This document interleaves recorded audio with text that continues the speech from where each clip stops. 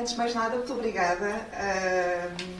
Queria agradecer à Carme. Finalmente estou a apresentar um livro. Isto é um namoro antigo. Exatamente. Finalmente se concretizou, não é? Sim. E é mesmo com uma grande alegria que estou aqui. Lá está, não só por finalmente apresentar um livro da Maria do Carmo, por poder apresentá-lo aqui no Museu do Aljube, agora também na companhia da Rita, e por ser um livro extremamente relevante do ponto de vista da nossa cinematografia e de uma época muito particular da nossa história. E também por ser um livro que trata de imagens que foram exatamente as imagens que despertaram o meu interesse no Estado Novo. E eu, se calhar, entrava um bocado em diálogo com o livro e também falando um pouco do meu percurso através destas imagens e do que o livro da Carme traz efetivamente de novo em relação a tudo o que nós conhecemos anteriormente. Isso é um dos pontos que eu acho absolutamente fascinante no livro. E devo dizer que há vários anos, isto já ainda foi nos anos 90, convidaram para fazer um filme sobre a época de ouro, a chamada época de ouro do cinema português, 1930 e 1945. E eu tinha andado na escola de cinema, portanto não conhecia rigorosamente nada destas imagens, não é? Porque o cinema português começava a partir dos anos 60, tudo que era para trás não existia. E para mim foi uma verdadeira surpresa conhecer as atualidades, os documentários de propaganda, a Revolução de Maio, então fiquei completamente estupefacta, não tinha conhecimento de absolutamente nada. Os filmes de Leitão de Barros, já conheci os de António Lopes Ribeiro, claro. A Canção de Lisboa, do Cantinho Leitão, portanto, a parte das comédias todos nós conhecíamos, mas nem sequer tinha compreendido a capacidade propagandística dos filmes, não é? Todo o seu caráter propagandístico. E conhecia muito pouco estas imagens porque efetivamente estávamos nos anos 90 e as imagens se conheciam muito poucas. Hoje em dia, quer dizer, uma pessoa faz pesquisa, liga à internet e enfim, descobre imagens extraordinárias, não é? Mas naquela altura não, efetivamente via-se muito pouco. E foram precisamente estas imagens que me deram uma enorme vontade de trabalhar sobre o Estado Novo. Portanto, no fundo, foram elas que me levaram a entrar em projetos. Depois, o outro filme que eu fiz a seguir foi o Processo de Crime 141-53, Enfermeiras no Estado Novo, e foi precisamente através desse projeto que eu depois alarguei a minha investigação aos outros arquivos, arquivo da PID, do Exército, etc. E surpreendi-me muito com estas imagens, todas elas, e o que é interessante é que a Carme, no início do livro, começa também por falar de surpresas, não é? Que também foram surpresas para mim. Perceber o alcance das atualidades, que não vão circunscritas aos centros urbanos, mas sobretudo aos meios rurais. Portanto, no fundo, a divulgação das imagens de propaganda e do jornal português não teria sido a mesma sem o cinema ambulante, do SP-SNI. E isto é muito interessante porque ela fala também da evolução da pesquisa, não é? Isto é que também é um lado fascinante das investigações. É estar sempre a descobrir algo novo que nos vai contradizer, não é? E vai, enfim, levar-nos sempre a descobrir algo novo. E, de facto, algo de novo que é o que o livro nos traz, não é? Que é toda a questão do cinema e, sobretudo, dos seus espectadores. Eu achei este contracampo, não é? E, de repente, mergulharmos no outro lado, verdadeiramente extraordinário, e já vou falar um pouco mais sobre isso. Depois, outra surpresa que também é referida, que é o Félix Ribeiro, não é? Ter sido programador. Isto também foi uma grande surpresa, não fazia ideia. O Félix Ribeiro, que é o primeiro diretor da Cinemateca, presidente da Cinemateca, uma figura muito respeitável, não é? Portanto, foi uma grande surpresa. E para mim foi também uma surpresa perceber que a Revolução de Maio, o grande filme de propaganda, ficção, de propaganda do Estado Novo, perceber que antes da sua estreia, em 1987, nos cinemas, já tinha sido mostrado no cinema ambulante. Isto é outra grande surpresa que eu tive. E, como eu estava a dizer, isto é que é fascinante no livro, é esta nova perspectiva que nos dá sobre o alcance da propaganda salazarista através do cinema. Ou seja, eu, quando comecei a fazer investigação para este filme, sobre a época de ouro, este título dá muito que pensar, não é? Bom, só por si, do cinema português, fiz uma grande investigação. Mas lá está, ao fazer a investigação, isto, como eu disse, foi nos anos 90, nós entramos pelas grandes figuras, não é? O António Ferro, o António Lopes Ribeiro. Portanto, é sempre pela perspectiva lá de cima, cá para baixo, não é? E o Jorge Bruno do Canto, aliás, na altura falei, ainda conheci o Jorge Bruno do Canto. E aqui estou de acordo com a Carmo, A Canção da Terra é um dos filmes mais interessantes da época. E falei também com o Luís Nunes, outro realizador, que nasceu com o século, portanto acompanhou toda esta história e contou-me histórias incríveis, até histórias que contradizem, inclusivamente, algumas teses sobre cinema, não é? Eu depois posso contar, aliás, posso contar já uma delas, tinha jeito de curiosidade, porque vieram vários refugiados alemães para Portugal, um deles o Heinrich Gärtner, depois se chamou Henrique Gärtner, não é? Com assim, um nome espanholado. E a imagem dos filmes era toda era caracterizada por tons claros e falava-se muito dos tons dos filmes, da imagem que era diferente, de facto. E ele explicou depois que não era nada de especial, quer dizer, era simplesmente como estavam habituados à luz da Alemanha, queimavam a película toda. Portanto, a imagem, ele dizia que vinha a película e era preta. Ele, mas está preto, não podem expor tanto, não podem expor tanto. Portanto, há depois estas histórias, exato, que nos percebemos, ok, afinal... Tu sabes que eu tenho uma história desse género que me contou o Bel Escoto, porque na altura o Gianni Di Venanzo, que fazia a fotografia dos filmes de Antonioni, veio a Portugal para um ciclo de filmes organizado pela Casa da Imprensa e os diretores de fotografia portugueses todos admiravam o Gianni Di Venanzo e queriam fazer um curso com o Gianni Di Venanzo. E em Lisboa havia 2 laboratórios, o da Tobis e a Lisboa Film. E os operadores, diretores de fotografia, tinham de saber sempre, disse-me o Abel Escoto, para onde é que ia aquilo ser revelado, porque senão correu o risco da película vir branca. E o que aconteceu sempre com as coisas que o Gianni Di Venanzo filmou em Lisboa é que vinha tudo branco e ele, na altura, desabafava dizendo: estou a ver, vocês pediram para eu vos ensinar, mas na verdade vocês conseguem fazer esses trabalhos belíssimos e eu só consigo tirar coisas brancas por causa destas especificidades. O atinismo, acho que se chama atinismo, essa característica, mas pronto. Exato, só aqui. Mas bom, foi de facto interessante, mas lá está, é uma pesquisa que vai pegar nestas figuras, não é? E o que o livro traz da Carmo é precisamente o outro lado.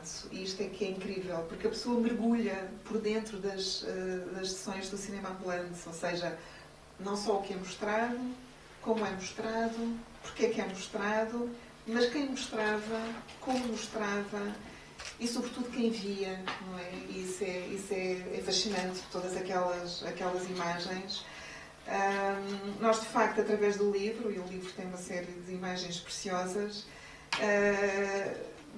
mergulhamos num mundo e percebemos, efetivamente, a extraordinária capacidade, que já conhecíamos, mas este livro ainda nos mostra, efetivamente, quão longe ela ia, a extraordinária capacidade de inculcação da propaganda em todo o povo.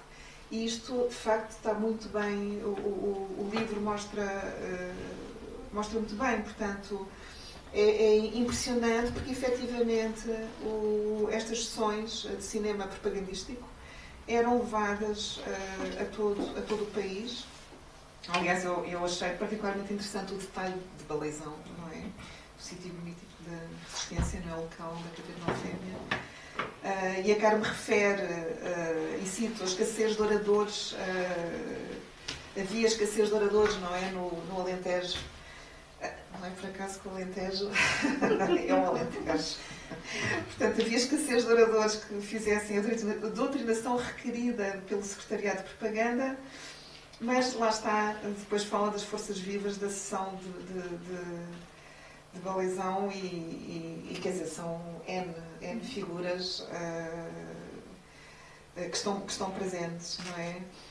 E de facto, essas sessões, é outra coisa interessante, é perceber o caráter de apresentações, não é? As apresentações doutrinárias, que efetivamente, portanto, não era só o que era mostrado, era o que era dito, o que antecedia e o contexto depois de todas as apresentações, muitas delas fortemente anticomunistas, não é? Aliás, eu quando vi o filme, o comícios anticomunistas em Lisboa, Porto e Coimbra, 36, também nessa altura. Aliás, isto até já foi mais tarde. Foi quando estava a fazer a Natureza Morta, fiquei absolutamente estupefacta. E lá está, não só os filmes eram o que eram, fortemente propagandísticos, mas depois, como a Carme vai pôr depois os relatórios, não é?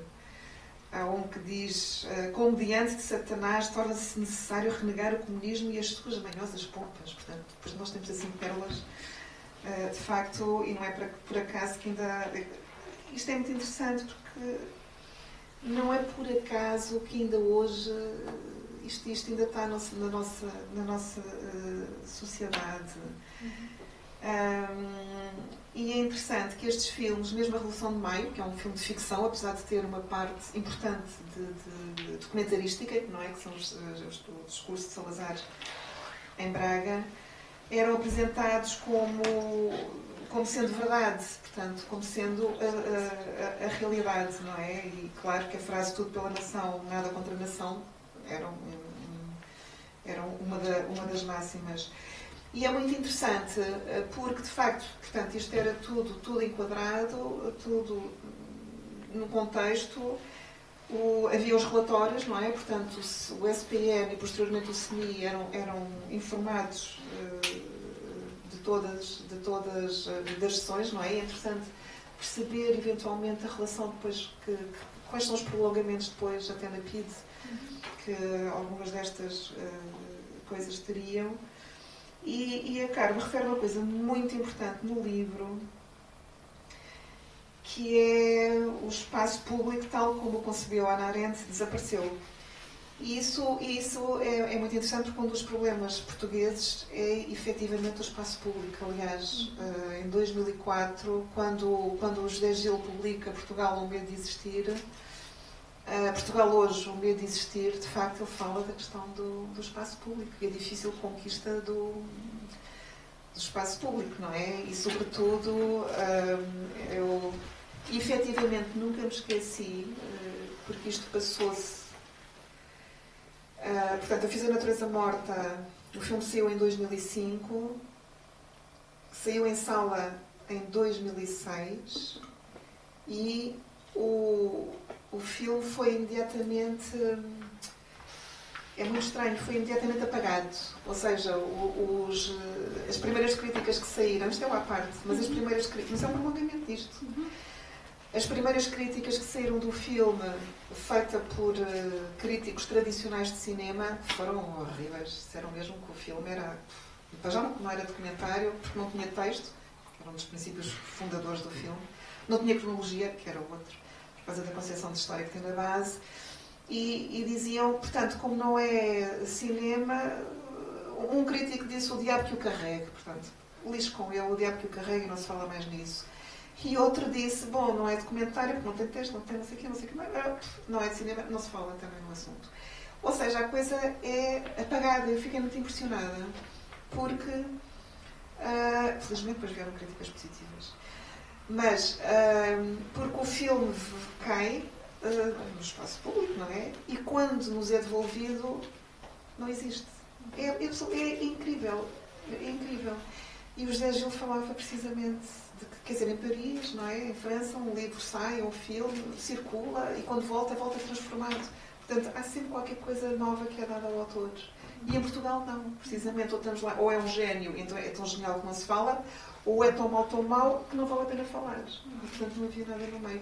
E isto é que é impressionante, porque isto vem quer dizer, começa muito cedo, de facto, esta aniquilação do espaço público. Isto é outra coisa que nós vemos. E depois também pensar no que era o fascínio. Quer dizer, pessoas que não têm eletricidade, que nunca viram cinema, quer dizer, é mesmo a magia do cinema a atuar. Quer dizer, é impressionante. Portanto, e lá está, a Carmen tem estas extraordinárias imagens precisamente do contracampo, não é? As pessoas que vêm, temos caras de espanto, caras de alegria, caras, quer dizer, todo um leque de expressões absolutamente fascinantes, porque precisamente é o contracampo, é quem vê. E lá está, nós podemos pensar, bom, estas imagens, quer dizer, os filmes de propaganda, quer dizer, não são, enfim, é um bocado de propaganda à portuguesa, não é? Quer dizer, não, enfim, não é grande cinema, não é? Mas, no fundo, são imagens que têm uma dimensão perversamente encantatória. E isto, independentemente também como contactaram, por vezes serem passados com as bobinas trocadas, não é? Isto também é um lance, enfim.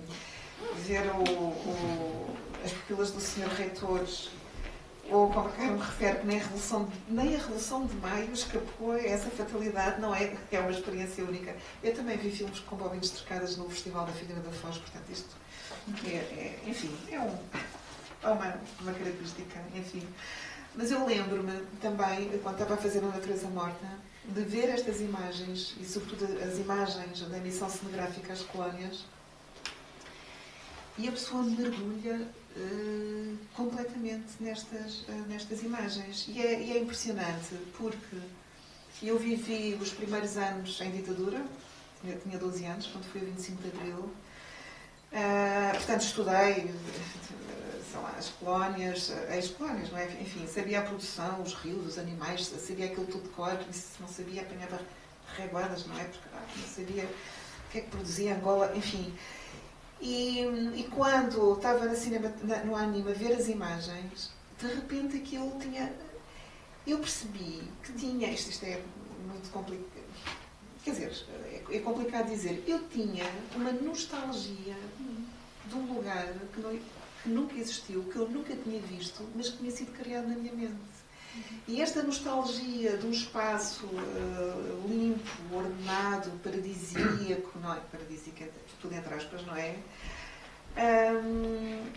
É absolutamente impressionante, porque a pessoa deixa-se, quer dizer, encantar por aquilo, não, porque eu estava a ver as imagens com plena consciência do que estava a ver, não é? Mas esta dimensão é poderosa e, sobretudo, para pessoas, enfim, estamos a falar de pessoas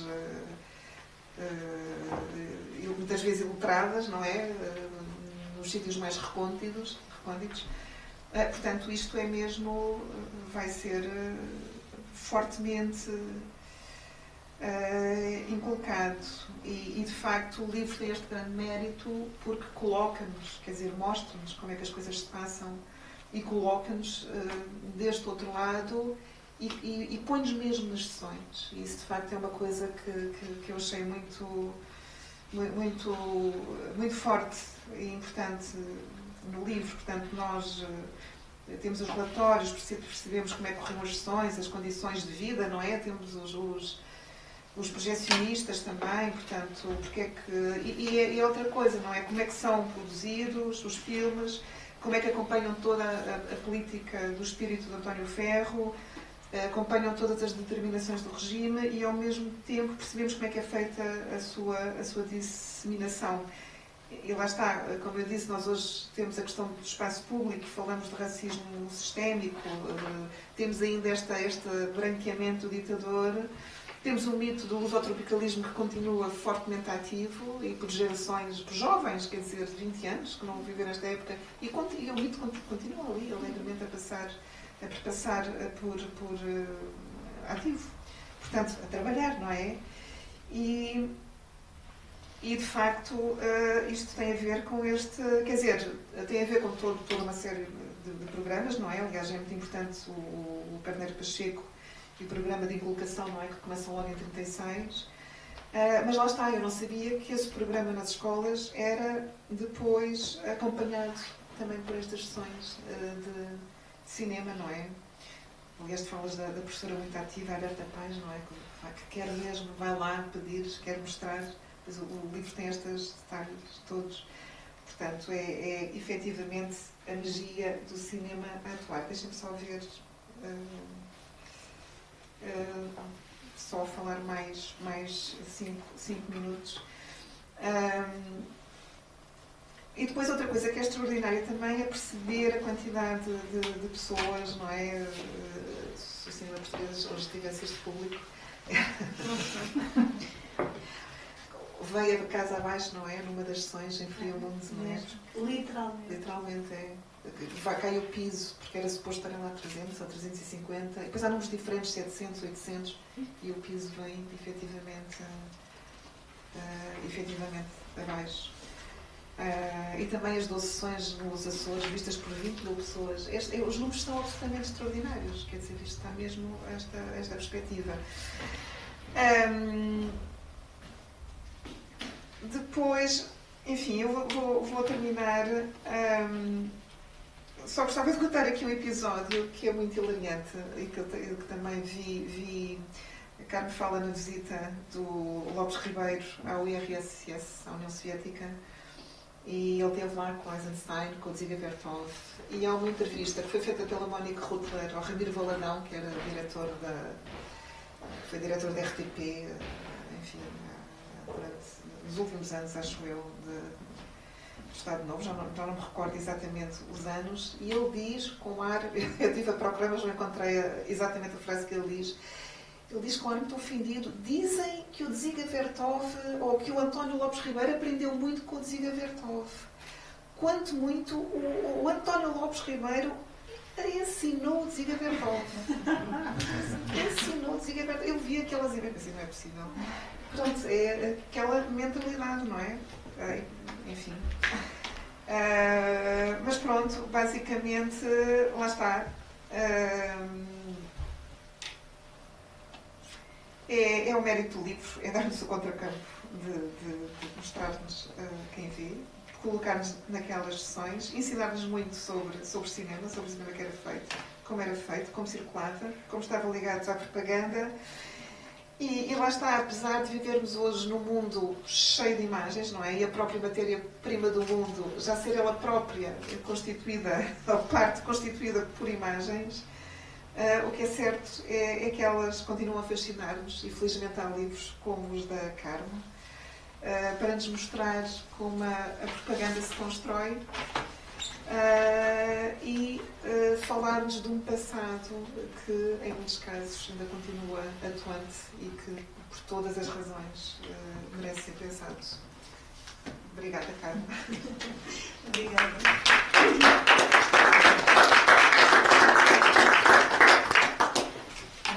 Eu tenho que começar com uma série de agradecimentos, desde logo à Marta Mateus, porque a Marta é que, de algum modo, pôs o pé para eu conseguir abrir esta... Na verdade, foi ela que escancarou esta porta. Mostrou o livro. Exatamente. E queria muito agradecer à Rita a disponibilidade para acolher aqui esta apresentação do livro e para conseguirmos ter este diálogo. Eu acho que há espaços que nesta cidade se mantêm fechados e que é muito importante que o Museu do Aljube, que é um museu da liberdade, seja um espaço aberto.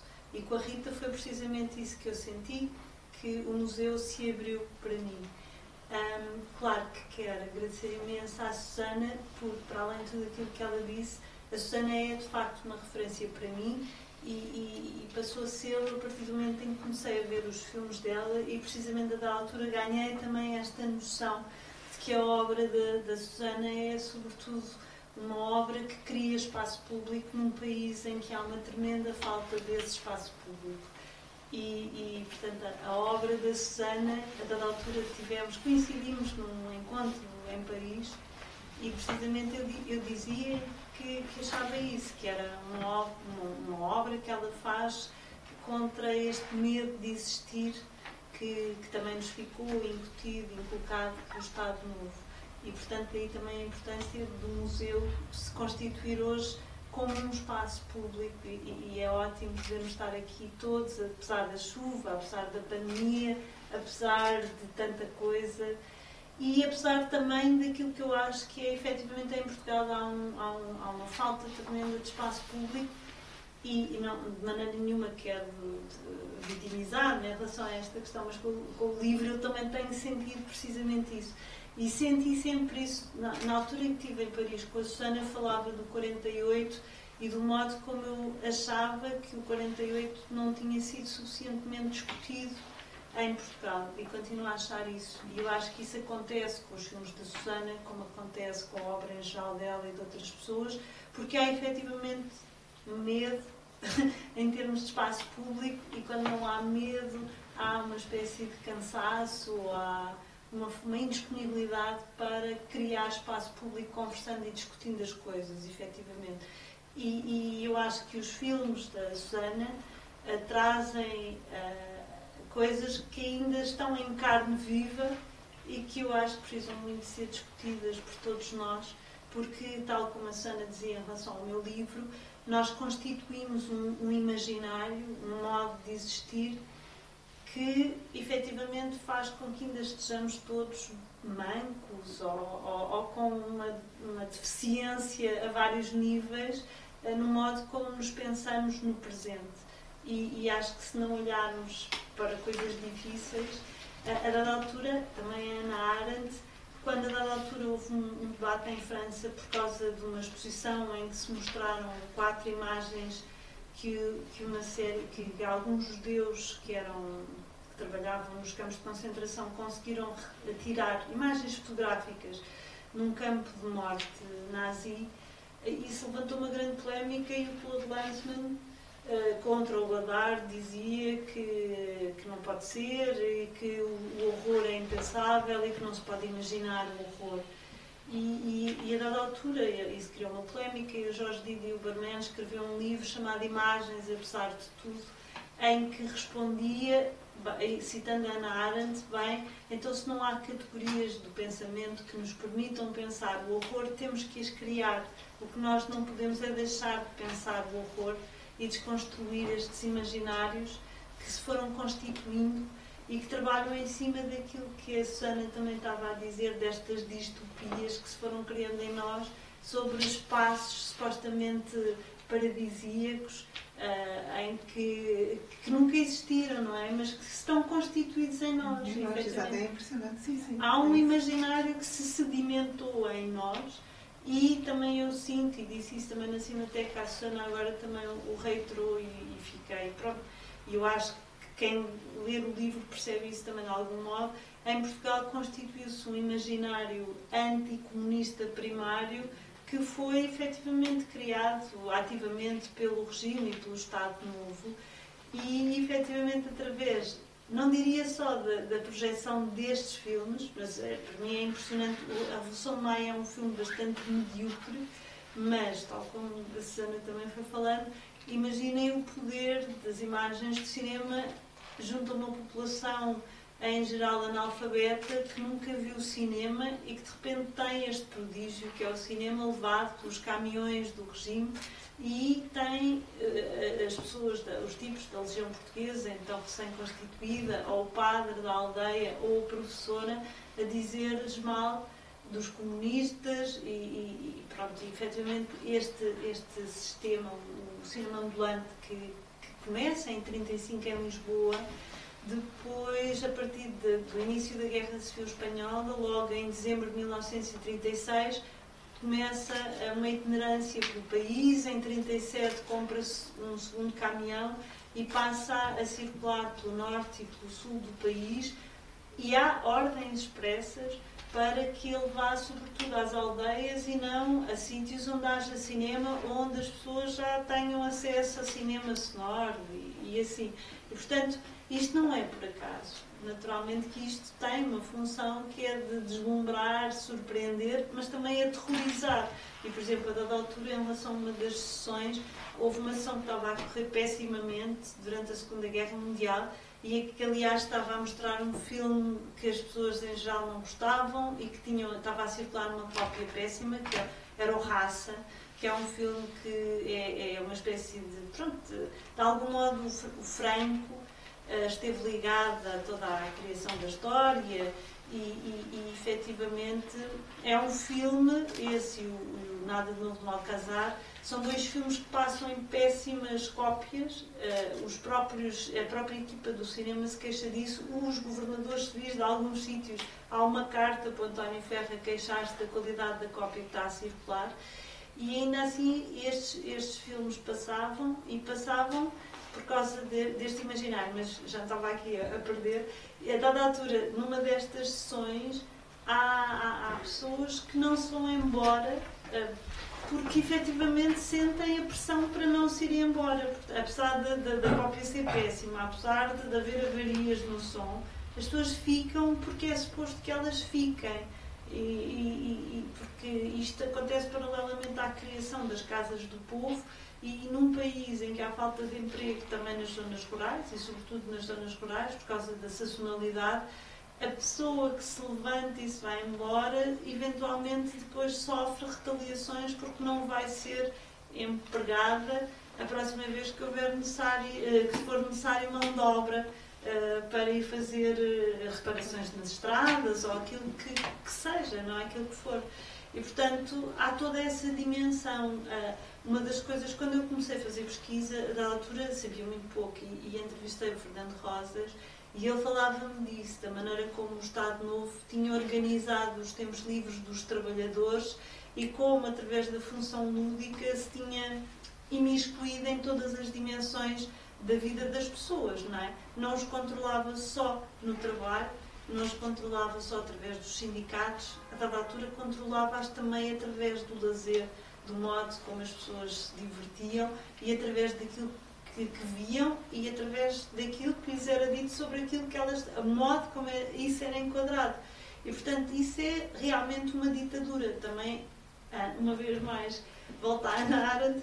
A Hannah Arendt, a dada altura, naquela obra dela sobre o totalitarismo, diz que a dada altura os fascismos deixam de precisar de forçar as pessoas às coisas porque o terror está interiorizado, não é?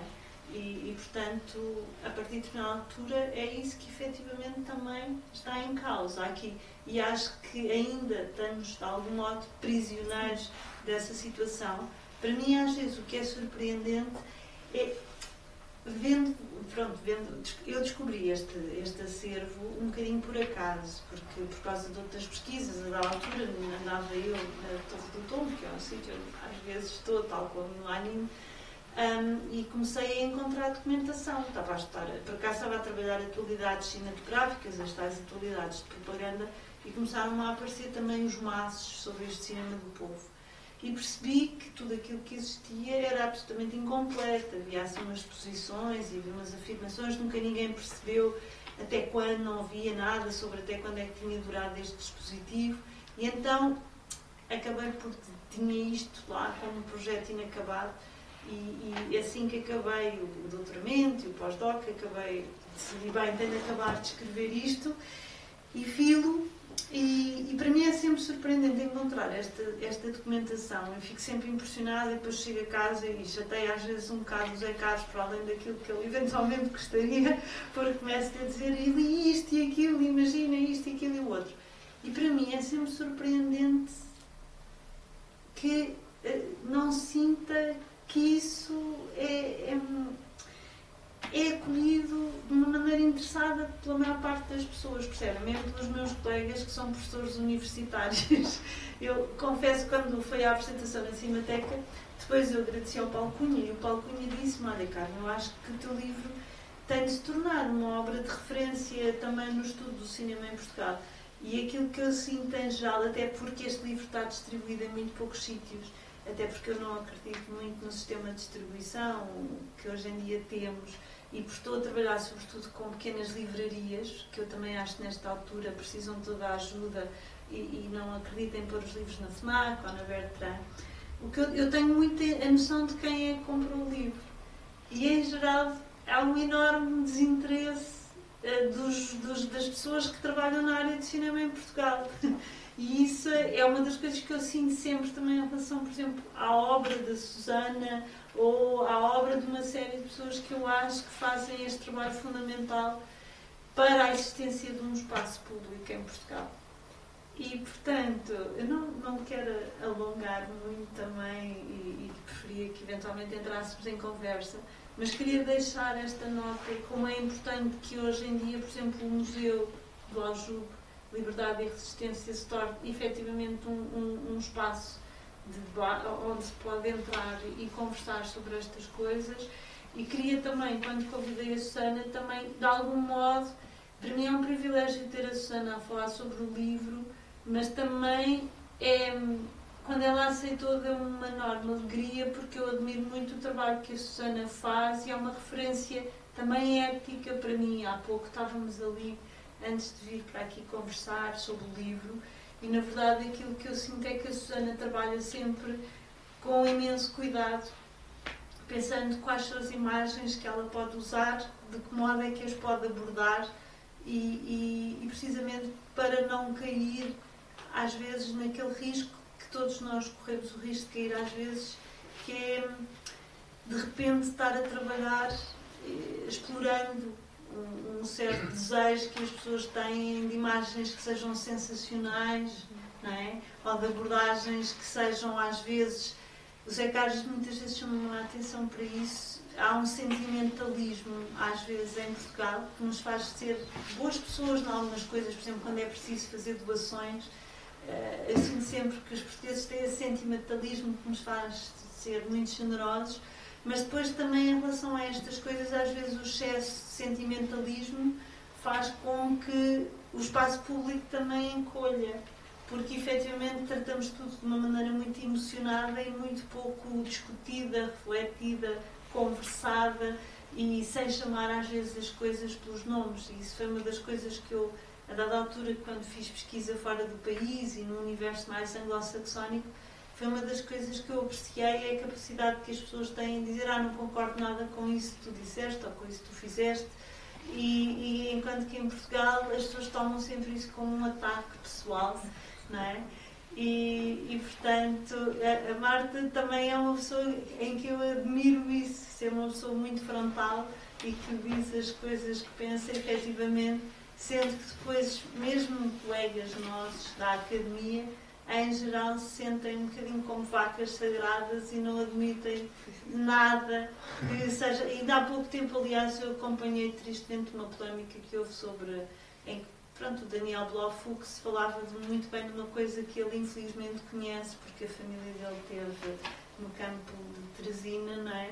E havia alguém que questionava completamente aquilo que ele dizia, por não ser um especialista reconhecido na academia. Mas pronto, também não queria ir por aí, porque nos juntámos aqui a falar sobre o livro. Eu queria também aproveitar para fazer sempre alguns agradecimentos.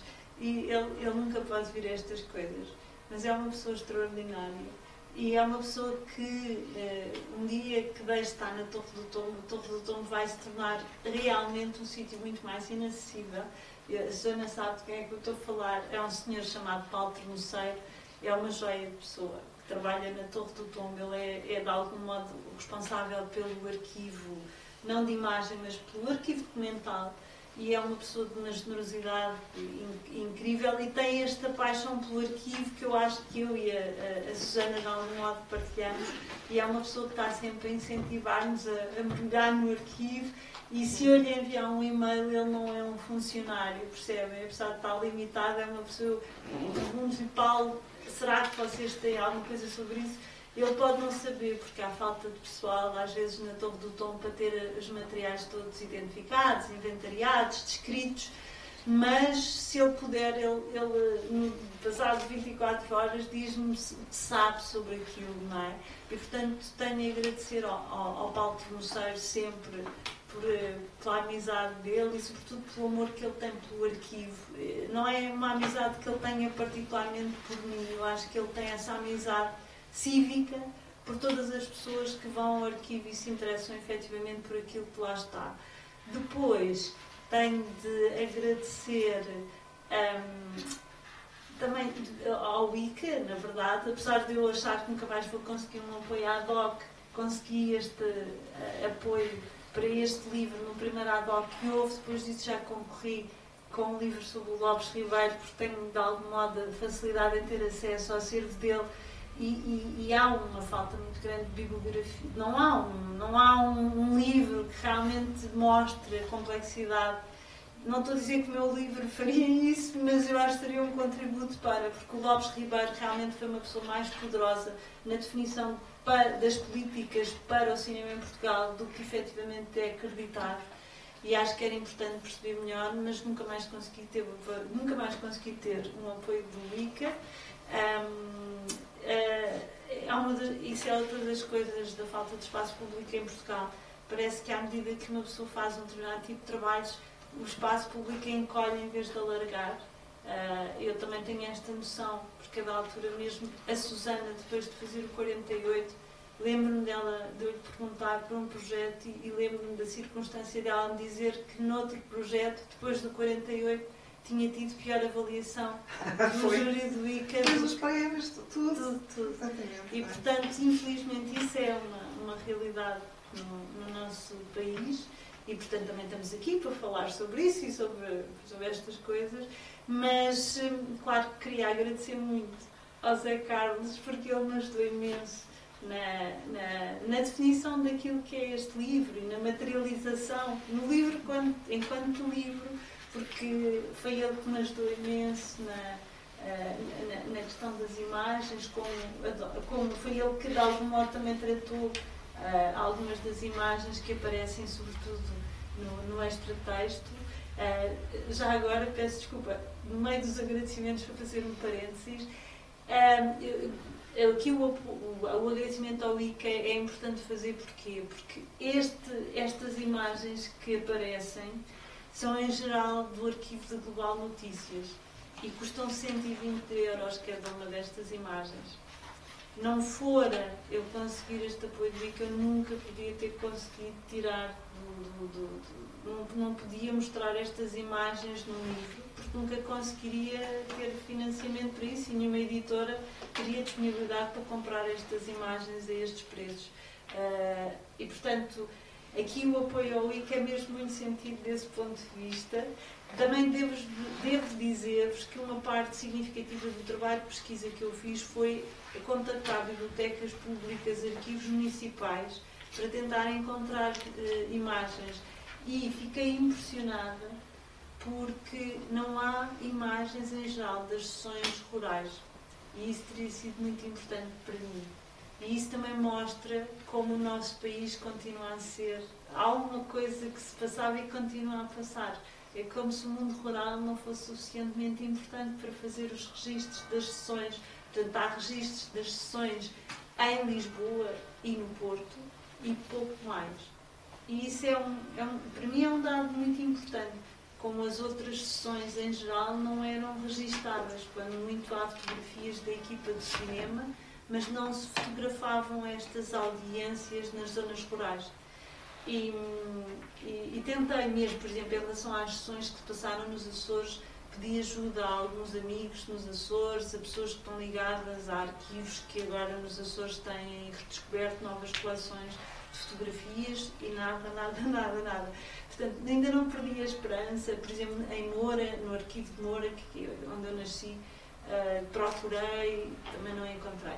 Mas pronto, queria fechar o parênteses e dizer muito obrigada ao Zé Carlos, agradecer, porque realmente foi ele que também me ajudou a definir a imagem para o livro, que é muito simples, mas de que eu gosto muito, e também foi ele que me ajudou a criar os Pássaros, que é uma marca de edição de autor, não é uma editora que exista para já, pode ser que efetivamente venha a ter uma existência, mas foi criada só para a edição deste livro. E também aqui queria deixar esta nota. Quando eu procurei, eu consegui um apoio significativo para este livro, de mais de 4.000 euros. E nem com esses 4.000 euros na mão eu consegui respostas das editoras relativamente a este livro. E isto diz muito daquilo que está a passar no mercado editorial em Portugal. Por um lado, as editoras só publicam livros porque eventualmente têm apoios em dinheiro para o fazer, mas por outro, os livros de cinema vendem tão pouco ou vendem tão mal, não sei, que efetivamente, mesmo quando há dinheiro para tentar publicar os livros, não há muito interesse por os trabalhar, sobretudo para os divulgar. Não sei se também tem a ver com a maneira como a imprensa hoje em dia eventualmente não acolhe este tipo de obras, e realmente acho que é bom poder fazê-lo como eu fiz. E realmente, desse ponto de vista, pronto, uma vez mais tenho de dizer que só foi possível através do ICA. Não quero ser injusta e não quero dizer que não houvesse outras pequenas editoras que eventualmente não o tivessem feito. Queria dizer que houve desde logo a disponibilidade do Daniel Pereira, que tem uma pequena editora que é The Stone and the Plot, para o fazer se eu não quisesse fazer edição de autora. Mas pronto, queria dizer que a esperança que eu tenho tem muito a ver, neste país e no nosso espaço público, tem a ver com isto, com as pessoas que teimam em fazer diferente e em fazer o melhor possível, e quando as portas se fecham não desistem e procuram ir abrindo as portas que se podem abrir. E aqui quero voltar à Rita e quero agradecer à Rita por hoje em dia estar num sítio que lhe permite abrir essas portas, e eu acho que ela está a fazer isso muito bem. Muito obrigada, e pronto, agora ficamos as duas aqui para conversar. E não se acanhem, porque aqui há espaço público. Alguma dúvida? Sim, sobre o dispositivo. Como é que isso funcionou? Ok. Eu posso explicar um bocadinho. Então, em 1935 arranca, criado pelo SPN, nos sindicatos, nos quartéis, nas escolas, sobretudo, e também nas juntas de freguesia, arrancou o Cinema do Povo. E o próprio Ferro apresentou a primeira sessão, e já na altura aquilo que se fazia era, nas sessões em sítios fechados, mostravam-se quase sempre filmes de propaganda. Na altura o SPR não tinha muita produção própria, portanto mostravam-se os documentários de propaganda que existiam, e mostravam-se eventualmente alguns filmes internacionais da ordem, que faziam a apologia da ordem. Entretanto, logo no primeiro ano, no verão, começou-se a fazer sessões ao ar livre, tipo no Terreiro do Paço. As ordens, mesmo depois para as aldeias, era fazer nos sítios onde houvesse o maior número, onde coubesse o maior número de pessoas possível, para que a maior quantidade de pessoas possível pudesse ver as sessões e de algum modo ser tocada por aquilo que era mostrado. Mas também havia sessões nos bairros pobres, por exemplo, na Moraria. Há uma das fotografias que está no livro, é de uma sessão na Moraria. Por exemplo, em Belém, em alguns bairros, os bairros operários também acolhiam ao ar livre este tipo de sessões. Assim que começa a Guerra Civil Espanhola, um caminhão que era do SPN, que também era usado pelo Teatro do Povo, passou a circular por todo o país, sobretudo nos períodos em que não estivesse assim tão mal. Portanto, durante 5 a 6 meses, quase ininterruptamente, uma equipa composta por um motorista, um projecionista e por um assistente andava com o caminhão dos sítios mais recônditos e, como a Susana explicou, a programação era feita pelo António Lopes Ribeiro. Pelo Félix Ribeiro, que foi, como a Susana disse, diretor da Cinemateca Portuguesa e que ainda hoje dá nome à principal sala da Cinemateca. E, efetivamente, isto é um dos lados em que eu acho que, pronto, a nossa história é muito mal conhecida, não é? E, efetivamente, o Félix Ribeiro era um simpatizante do regime, não era só um simpatizante, era uma pessoa do regime, que também era cinéfilo e depois de 25 de Abril acabou por ser nomeado diretor da Cinemateca Portuguesa precisamente devido a isso, mas que efetivamente, enquanto programou o cinema do povo, programava os filmes que interessavam à ordem. Durante a primeira fase, que eu diria que foi até ao final da Segunda Guerra Mundial, mostra alguns filmes americanos mais ou menos divertidos, quando as sessões eram no verão, ao ar livre, nas cidades. No campo, quase sempre são estes filmes, tipo A Revolução de Maio, as atualidades de propaganda do regime, que era o Jornal Português, foi criado em 1938, e documentários como aquele que a Susana referiu há bocado, os comícios anticomunistas de Lisboa, Porto e Coimbra, a manifestação a Salazar pela Paz Portuguesa, a viagem do Carmona às colónias, esse tipo de filmes. Portanto, documentários, às vezes longas metragens mesmo, documentais de propaganda, patrocinadas ou pelo SPN-SNI ou, por exemplo, pela Agência Geral das Colónias. Depois, a partir de 1945, há, de algum modo, um aligeiramento. Não sei se também por causa das próprias mudanças do SPN, que passa a ser Secretariado Nacional de Informação, porque a propaganda começa a ser uma coisa vista com piores olhos, mas, efetivamente, a partir daí, na verdade, o que passa a ser projetado preferencialmente pelo Félix Ribeiro são os tais filmes que o próprio Ferro chamou o cancro do cinema nacional, que eram as comédias à portuguesa, o Pátio das Cantigas, mas pronto, já antes, por exemplo, em 1943, o Aniki Bobó, do Manuel de Oliveira, foi projetado pelo Cinema Ambulante número 1 e foi visto quase por 130 mil pessoas durante aqueles 5 meses em que andou a itinerância. E isto também para repor um bocadinho esta ideia de que o cinema português não era visto, nesta fase era muitíssimo visto por causa disto, não é? E, portanto, a dada altura, o Félix Ribeiro começa a mostrar, a programar os documentários de propaganda pura e dura a abrir e, entretanto, começa a aligeirar e a mostrar filmes que efetivamente possam divertir as pessoas, enquanto que, ao mesmo tempo, incutem um determinado sentido da ordem. E não, os Camutianos e a Susana abordou isso, a função de filmes como o Pátio das Cantigas em fazer isso mesmo. Porque hoje em dia, se nós olharmos para estes filmes, se calhar vemos com outros olhos e vemos lá coisas que antes não víamos. Por exemplo, no Pátio das Cantigas, a dada altura, há uma sequência em que o Vasco Santana leva as crianças para um sítio e está uma fotografia do Salazar e diz às crianças que podem ficar ali porque ali estão protegidas. Deste tipo de imaginário que vai passando um bocadinho como a dada altura em Itália há uma produção de comédias e na Alemanha também. Também queria dizer que durante até 45 o Félix Ribeiro passa bastantes comédias alemãs de evasão, algumas das quais até exploravam temas de ambiguidade sexual e depois os padres escreviam para o SPN a queixar-se que aquele filme não devia estar a ser mostrado e que não... E mesmo em relação a um filme português em concreto, a dada altura, houve também queixas, sobre a campanha do bacalhau, em que a rapariga que namora com um pescador de bacalhau se disfarça de rapaz e embarca também no bacalhoeiro. E também há um padre que acha aquilo horrível e acha que a linguagem que eles usam também devia ser mais branda e não é. Pronto.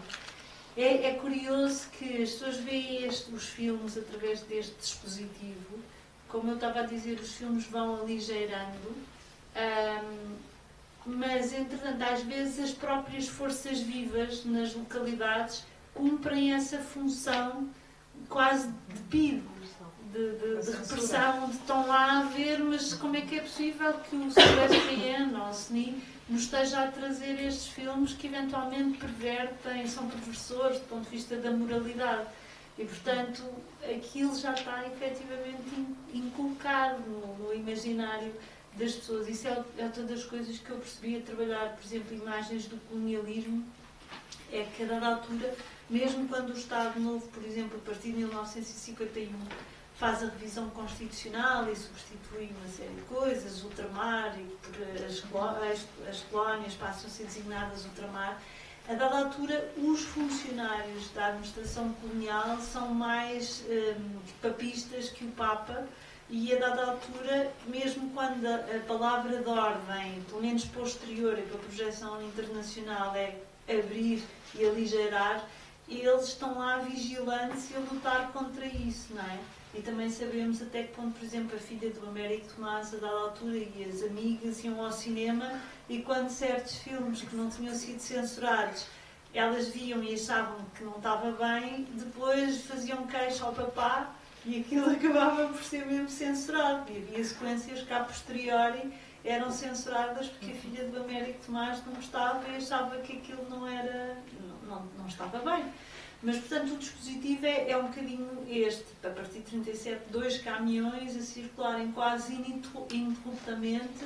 Os projecionistas e as pessoas da equipa, em geral, são pessoas que não ganham muito bem. São também pessoas com uma baixa escolaridade. Com o tempo começa a haver uma maior permanência nas equipas, mas ao início mudam muito as pessoas que lá trabalham.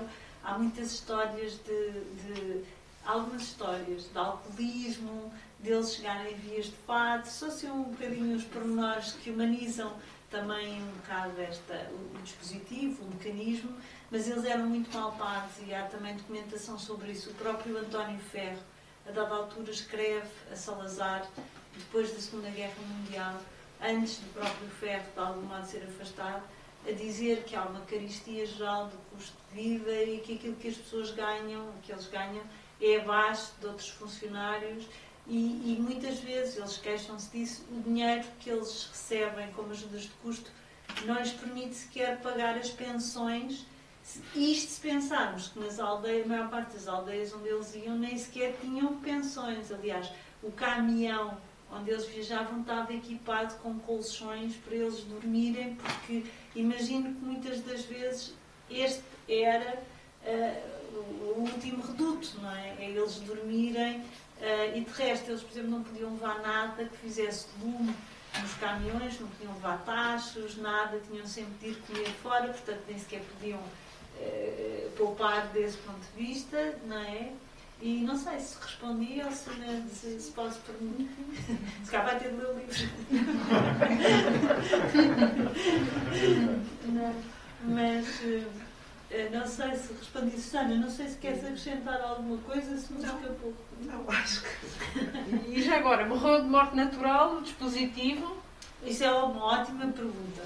Na verdade, eu acho que depois do afastamento do Ferro, nunca mais houve um secretário nacional da informação que de algum modo tivesse a mesma sensibilidade que o Ferro tinha para estas coisas em geral. Com todos os defeitos que o António Ferro teve, na verdade ele era um homem que tinha uma noção da maneira como a cultura podia ser usada ao serviço do regime que depois não existiu. E os outros, os secretários que lhe sucederam, um deles era o José Manuel da Costa, que era um tipo de funcionário público, não tinha assim um apreço pelas coisas artísticas, por ela era um funcionário público, de algum modo. E a pessoa que sucedeu ao José Manuel da Costa, peço desculpa, e que foi até 1954 ou 55, era uma pessoa mais... O Eduardo Brazão era uma pessoa mais... Era filho de um ator de teatro famoso, não tinha assim uma ligação ao cinema e, portanto, não via aquilo com muito interesse. Devo dizer que, durante toda a existência do cinema, as pessoas escreviam para Lisboa, para o SPN, SNI, a pedir, como a tal Berta, a pedir sessões, porque, efetivamente, não havia televisão em Portugal. e não havia, na maior parte dos sítios, diversões. E mesmo a rádio, que seria aquilo que eventualmente chegava, não era uma coisa que todas as pessoas se calhar pudessem ter, um aparelho de rádio em casa, não é? E portanto aquilo era efetivamente uma diversão grande, mesmo que fosse um instrumento da propaganda, não é? E portanto o que é que acontece? A partir em 1949 há um incêndio que destrói o primeiro caminhão. E apesar de haver uma tentativa dos secretários nacionais da informação para reparar o caminhão, isso nunca acontece, porque a dada altura houve restrições que o próprio Salazar fez em relação a fazer despesa pública e, por outro lado, nessa altura, se pensarmos em termos de história, começa a questão de Goa. E a Índia tornou-se independente em 1947, e a Agência-Geral das Colónias, a Agência-Geral do Ultramar, começa, de algum modo, a reconverter-se. E aquilo que vai ser criado é um dispositivo que depois vai ser usado, sobretudo em Angola e em Moçambique, e que vai funcionar à imagem daquilo que era o cinema ambulante do SPN-SNI em Portugal. Mas que há notícias que a partir de 49 começa a circular em Moçambique e em Angola também precisamente com o mesmo tipo de dispositivo. Entretanto, o segundo caminhão, que ainda persiste, também começa a ter avarias cada vez mais constantes. Em 52 ficou mesmo encostado às boxes, porque teve um problema grave.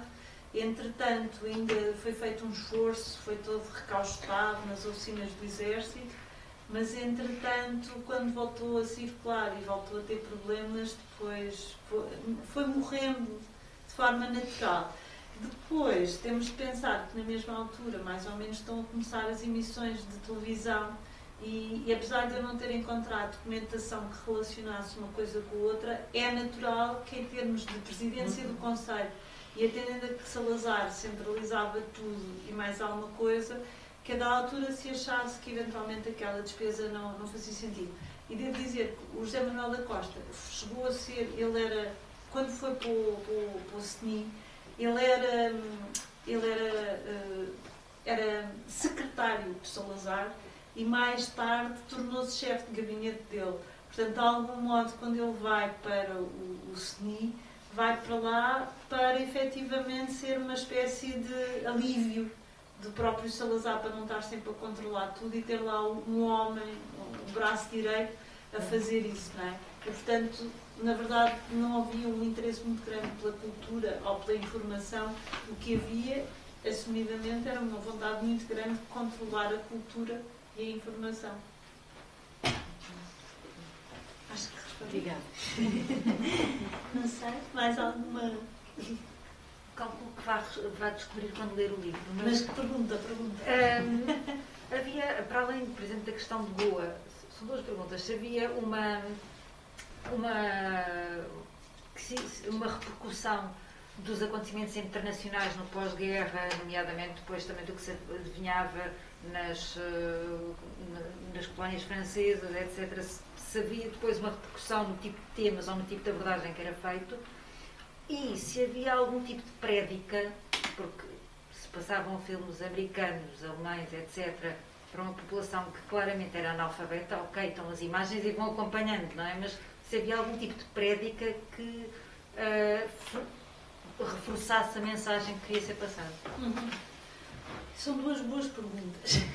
Então, em relação à questão como eventualmente a atualidade internacional vai sendo passada, em Espanha existiram umas atualidades cinematográficas chamadas noticiales e documentales, que eram uma espécie de jornais cinematográficos, não é? Antepassados dos telejornais. E em Espanha foram dotados de imensos recursos, eram mesmo equipas de cinema e aquilo saía da altura 3 vezes por semana. E em Espanha não podiam passar atualidades internacionais. No cinema viam-se as longas-metragens comerciais, normais, os filmes de propaganda, mas depois não podiam passar, por exemplo, as atualidades da Fox, ou as British Pathé, as Gaumont, não podiam passar. Em Portugal podiam. E, em geral, o jornal português, que era sempre mostrado também através disso. Foi outra das coisas. A minha tese de mestrado é sobre o Jornal Português de Atualidades Cinematográficas, que era o regime de atualidades filmadas do SPN-SNI. E durante anos eu não tinha a percepção, pensava que aquilo só era mostrado nas cidades, nos cinemas de estreia e de segunda exibição. Através deste estudo percebi que não, que o Jornal Português era mostrado intensivamente através do cinema ambulante e, portanto, através dele as pessoas não acediam, os aldeões, não acediam à atualidade internacional. Portanto, o Jornal Português tinha, enquanto que o Nodo dizia el mundo inteiro ao alcance de todos os espanhóis, o Jornal Português tinha um bocado como mote só aquilo que é português nos interessa. E nos primeiros anos, depois é substituído pelas imagens de Portugal, portanto existe 38 a 51 e depois de 53 até 70 há imagens de Portugal.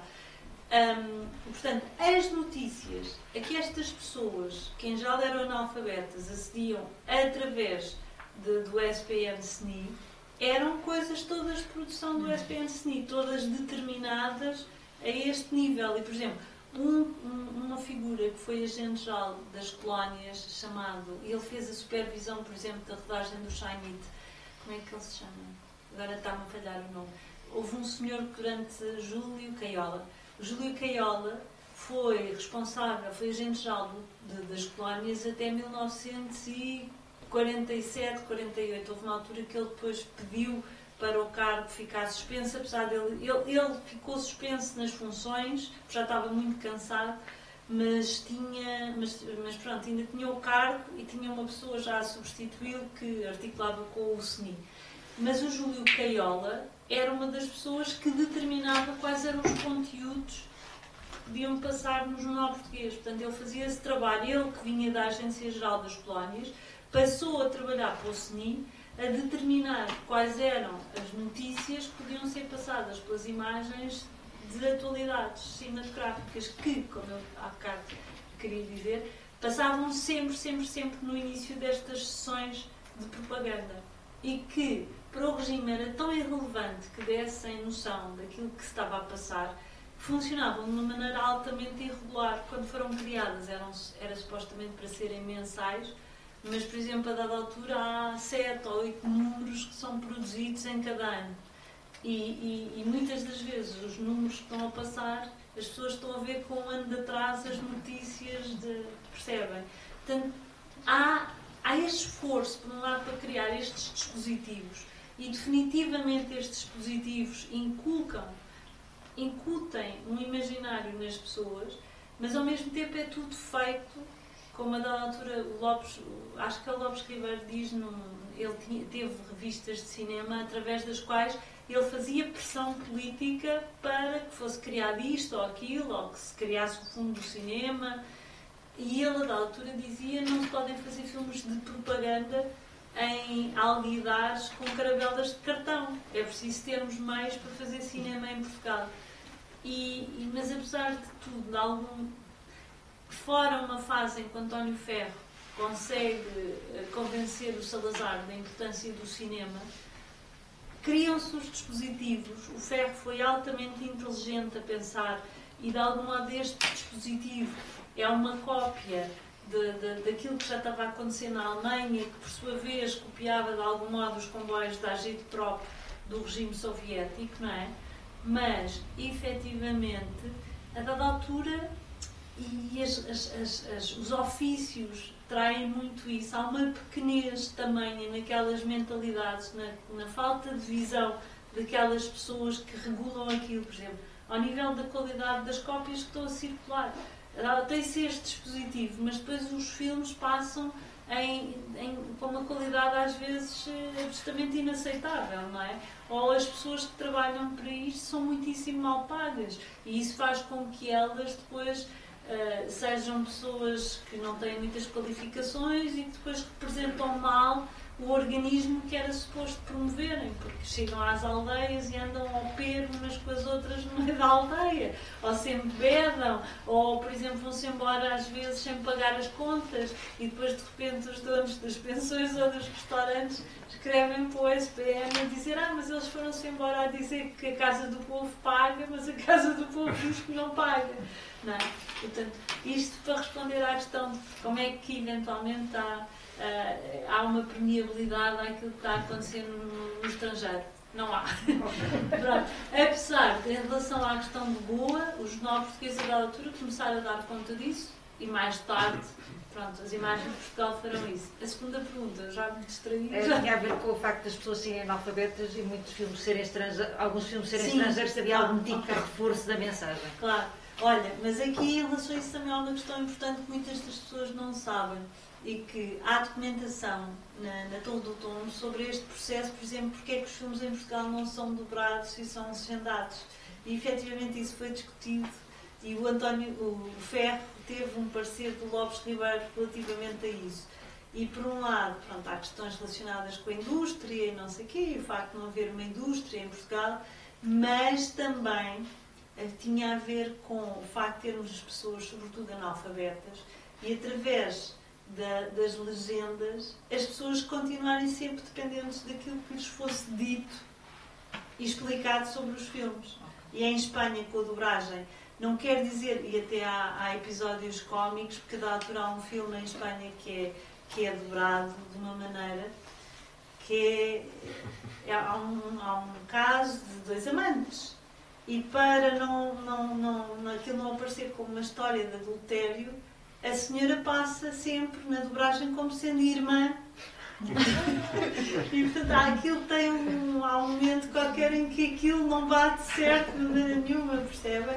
Mas pronto, as censuras e as ditaduras têm este lado e às vezes fazem as pessoas sentirem-se um bocadinho estúpidas porque não percebem, não é? Não estou a perceber porque é que aquelas... Então, mas eles não são irmãos, porque é que eles estão a beijar na boca, não é? Devem ser muito amigos, qualquer coisa assim, deste género. Mas efetivamente, estes filmes, através deste dispositivo, aqui é muito importante esta questão dos tipos que vão explicar. E na Torre do Tombo, a Susana aflorou isso, de algum modo, mas há mesmo muitas das pessoas, sobretudo no norte do país, que vão fazer as apresentações, muitas vezes dão-se ao trabalho de escrever aquilo que disseram para enviar para Lisboa, para o SPN SNI, e muitas das vezes esses textos são mesmo publicados no Diário da Manhã, que era o Diário do Beijinho, e às vezes noutros jornais também, locais e assim. Mas efetivamente nada era deixado ao acaso, não é? Apesar de, por exemplo, os governadores de divisa é que normalmente faziam os itinerários, e depois as câmaras, as juntas de freguesia, todos tinham um papel nisto, a Legião Portuguesa também, na organização de públicos para irem a sessões em que há relatórios, estavam muitas pessoas da Legião Portuguesa, da Mocidade Portuguesa, porque efetivamente os presidentes, as pessoas que estavam à frente das legiões locais, acabavam por fazer com que os legionários fossem às sessões, e esse elemento, por exemplo, nas fotografias, em algumas das fotografias, esse elemento é óbvio. Há assim ao fundo a presença dos tipos fardados, as crianças à frente, há toda uma ordem, também projetar a ordem, que é também um título que o Zé Carlos me ajudou a criar. Também tem isso, não é só projetar a ordem no ecrã, mas como a Susana dizia, em contracampo, mesmo o público está organizado de acordo com como é que se diz? Protocolo de Estado. Sim, sim. Há um protocolo para isso, há uma mise-en-scène do próprio público também, não é? Eles estão dispostos de uma determinada maneira. E, portanto, aquilo que é dito às pessoas sobre os filmes é realmente muito importante, porque, por exemplo, quando passam esses filmes estrangeiros, é fundamental que alguém explique às pessoas o que é que se está a passar, porque a maior parte delas não conseguem ler as legendas. E pensemos, porque isso acontecia... Eu nasci no Alentejo, mas depois cresci em Carnaxide, que na altura era subúrbios mais suburbanos de Lisboa. E às vezes ia ao cinema na Sociedade Recreativa de Carnaxide. Não havia cinema em Carnaxide. E eu lembro-me que muitas pessoas tinham muita dificuldade a ler. Mesmo as pessoas que sabiam ler não conseguiam acompanhar a velocidade das legendas. Portanto, as pessoas estavam muito dependentes, efetivamente, das explicações que lhes eram dadas daquilo que acontecia no ecrã. Não é? E, portanto, este dispositivo, com o alguidar de água e o cartão e a caravela de cartão, por muito que efetivamente fosse assim, era o que existia.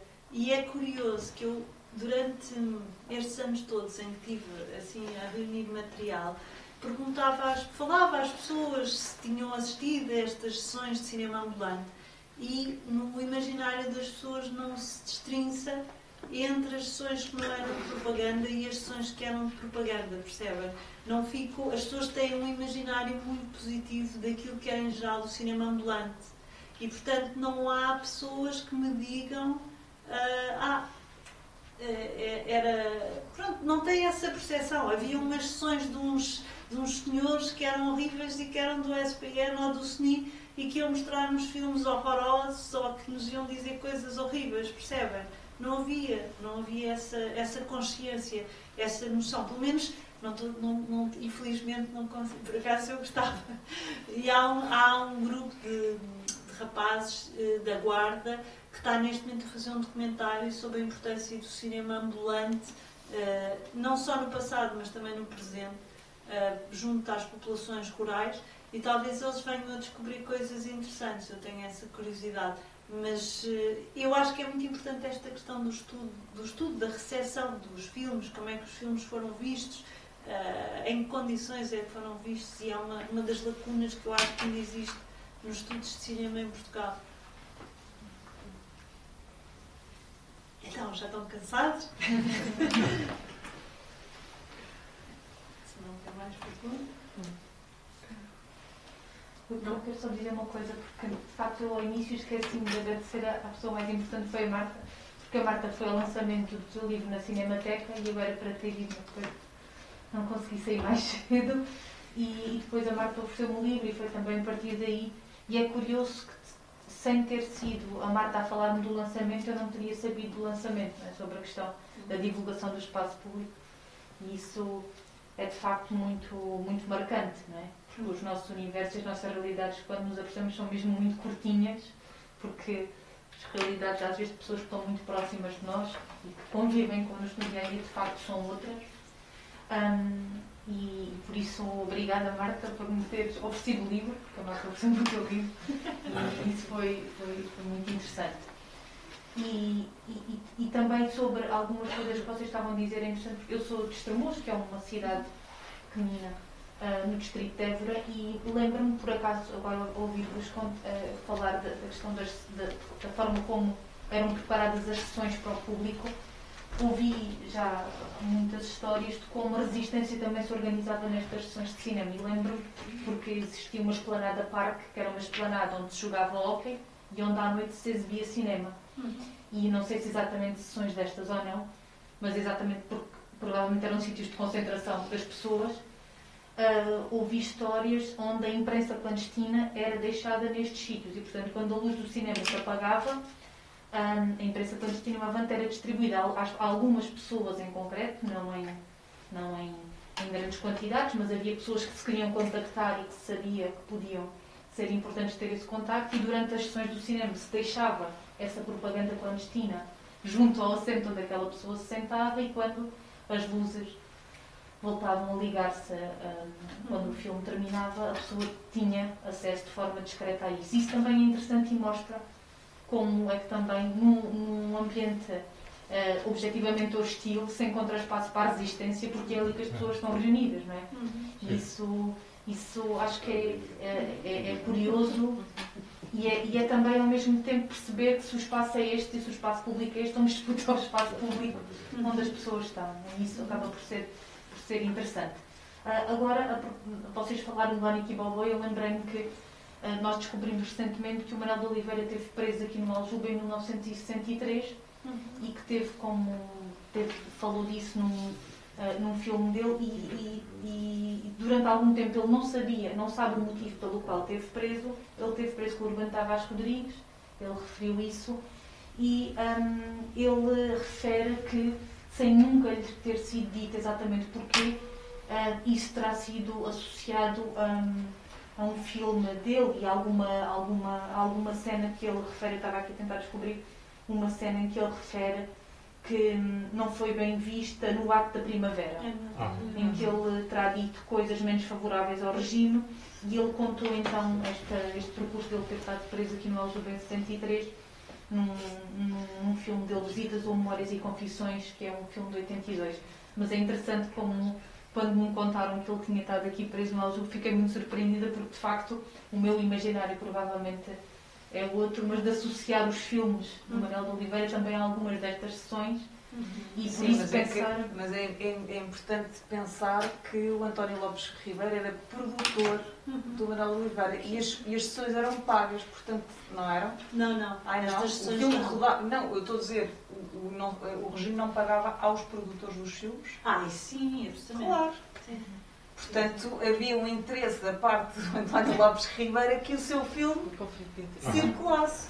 Porque o Manuel de Oliveira nunca foi um realizador nada bem visto pelo regime. Aliás, quem estudou isso bem vê todas as voltas que ele tenta dar nos argumentos para aquilo passar. Inclusive, por exemplo, a Caça, agora não lembro de que ano é que é, mas, por exemplo, a Caça tem duas versões, uma delas que ele fez sem censura saber, não é? Porque era a única maneira. E é claro que é um exemplo muito, quer dizer, excepcional desse ponto de vista, porque, claro, que vinha de uma família privilegiada e que muitos dos filmes que ele fez com o seu próprio dinheiro, sem apoios e muitas vezes sem ninguém saber, não é? Se calhar alguns só depois é que foram... Ou seja, não entraram no circuito comercial ou assim, não é? Agora, mesmo o Aniki Bobó, ou seja, mas quer dizer, até o Paulo Rocha, não é? Ou seja, havia, isso era como, quer dizer, como nas canções, eles tentavam dizer a mesma coisa de outra maneira para aquilo passar, ou seja, esse jogo, isso é que eu acho que é muito interessante, não é? Porque é como é que, do ponto de vista artístico, eles conseguiam tentar dizer a mesma coisa, mas sabendo que se dissessem sim aquilo não ia passar, e portanto as voltas que vão dar para fazer parecer que... E às vezes há coisas que não podem mesmo ser feitas, não é? Que são censuradas e depois eles têm que trabalhar aquilo outra vez, não é? Mas aí também está um trabalho de perícia e de resistência, não é? Incrível, porque isso para dizer que, pronto, desculpa, porque muitas vezes o cinema do Oliveira ou seja, porque passou, não é? Mas eu acho que passou, é assim quase uma espécie de milagre ao mesmo tempo, porque aquilo passou assim num... Se nós formos ver o Manuel de Oliveira, a carreira dele, até há essa nota, que é, a dada altura, depois de 25 de Abril, quando se dá os primeiros concursos, há aquela coisa de dar um apoio ao Oliveira, porque ele depois já não ia filmar mais. E aí é que a carreira do Oliveira arranca verdadeiramente, não é? Mas voltando atrás àquilo que tu estás a dizer, que é muito interessante e importante, eu queria dizer que o livro é dedicado aos cineclubes e aos cineclubistas, precisamente por causa disso, e porque aquilo que tu estavas a contar, se calhar não tens essa noção, mas o Cineclube de Estremoz foi um dos primeiros do país. E, portanto, essas memórias que te contaram, creio que foi o segundo ou terceiro do país, foi muito importante enquanto existiu. E, na verdade, é uma pena que hoje em dia o nosso espaço público também se mete por aí, como num sítio onde a dada altura se criou um cineclube que era tão importante, hoje em dia é tão difícil ver cinema, não é? Em plena democracia. É difícil ver o cinema em geral. E chegou a ver, no Distrito Évora, na capital do Distrito, não haver cinema, continuava a haver este humor, porque havia também uma certa tradição, um dia por semana. Sim, lá naquele cinema. Os cineclubes também eram lugares onde se passavam os filmes porque a censura nem imaginava que tinham alguma vez chegado a Portugal, não é? Portanto, também eram esses... Precisamente por isso, a dedicatória, e por causa de... E vocês sabem, que algumas pessoas saberão, que precisamente a dada altura, tal como se fez com os sindicatos, em Portugal criou-se, o Estado Novo criou compulsivamente uma federação de cineclubes para regulamentar a atividade dos cineclubes, precisamente porque os cineclubes se começam a tornar precisamente espaços públicos e espaço através do qual a circulação das ideias políticas é feita com muita... E precisamente porque havia aquelas limitações de reunião das pessoas, os cineclubes eram um espaço... Eu tenho mais essa noção até em relação àquilo que se passou nas ex-colónias e por causa do caso da trilogia de Angola, porque na altura entrevistei uma série de cineclubistas e a maneira como as atividades... E era impressionante, mesmo eu por acaso ando a ler recentemente sobre o José Cardoso, que é o típico... O José Cardoso fez, de algum modo, aquilo que é considerado o primeiro filme moçambicano. E o José Cardoso tem uma daquelas histórias típicas, que nós às vezes demonizamos as pessoas, os portugueses, e depois esquecemos dos indivíduos.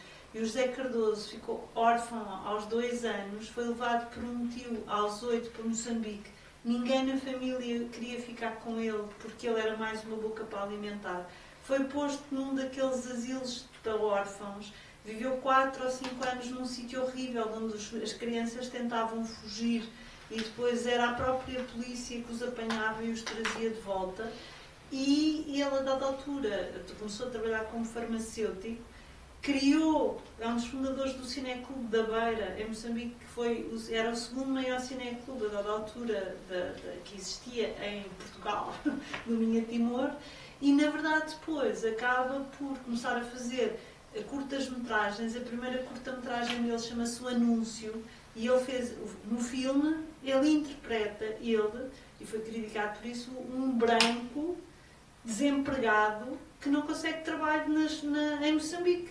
E na altura foi criticado, mas porquê é que estás a fazer um filme sobre as dificuldades dos brancos?